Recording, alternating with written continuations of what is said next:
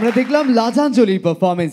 চলে যাব সরাসরি বিচারকদের কাছে এবং জেনে নেব লাজাঞ্জলির পারফরমেন্স আমাদের বিচারকদের কেমন লাগলো।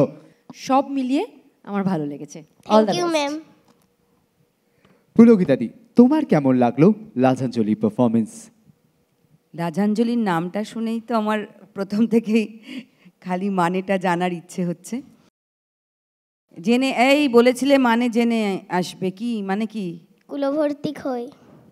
কুলভর্তি খই? তাহলে ঝাড়বো।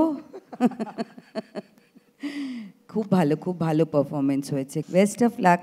লাজাঞ্জলি বলতে কি আমাদের লেজে গোবরে অবস্থা হচ্ছে, আমার তো অন্তত হচ্ছে লেজে গোবরে। একেবারেই তাই। Thank you so much লাজাঞ্জলি।